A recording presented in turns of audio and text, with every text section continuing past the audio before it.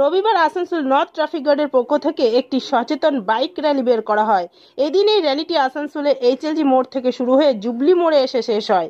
এই র্যালি বের করার উদ্দেশ্য ছিল সাধারণ পথচারীদের ট্রাফিক নিয়ম বিষয়ে সচেতনতা করা এবং বাইক চালকদের হেলমেট পরে গাড়ি চালানো জন্য সচেতন করা হয়। এদিন এই র্যালিতে মুখ্যরূপে উপস্থিত ছিলেন আসানসোল নর্থ ট্রাফিক গার্ডের ভারপ্রাপ্ত আধিকারিক এমডি আশরাফুল ইসলাম সহ নর্থ ট্রাফিক গার্ডের বিভিন্ন আধিকারিকরা ও সিভিক ভলেন্টিয়াররা। Green Asansol, clean Asansol.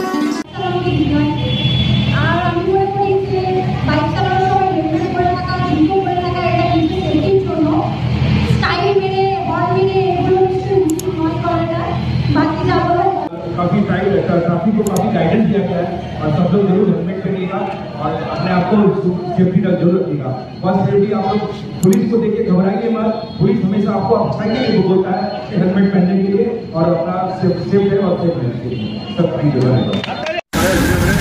Asansol north ট্রাফিকের উদ্যোগে একটি মোটরসাইকেল র্যালি, একটি সেফ লাইফ মোটরসাইকেল র্যালির আয়োজন করা হয়েছে। আর কিছুক্ষণের মধ্যে এই র্যালি আমাদের শুরু হবে। আমাদের এই র্যালি করার উদ্দেশ্য হচ্ছে জনগণকে সতর্ক করা, জনগণ নিজেকে সেফটি রেখে কিভাবে গাড়ি চালাবে, কিভাবে মোটর বাইক চালাতে গেলে কি কি নিয়ম মেনে চলা দরকার এবং প্রাইভেট গাড়ি চালালে কি কি মেনে চলা দরকার, যারা অটো টোটো চালাচ্ছে তাদের সম্বন্ধেও বলবো। প্রথমে বলি, যে সমস্ত ভাই বোন আমাদের আরো গুরুজন যারা মোটর সাইকেল চালান, পথে ঘাটে আমরা দেখি ঠোকাঠুকি অ্যাক্সিডেন্ট হয়ে থাকে। আমরা প্রত্যেককে বলবো আপনারা প্রত্যেকেই হেলমেট পরে গাড়ি চালাবেন।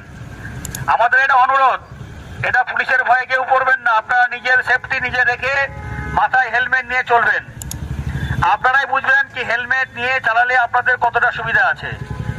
দ্বিতীয়ত বলবো, আমাদের ইয়ং জেনারেশন এখন ম্যাক্সিমাম কানে ব্লুটুথ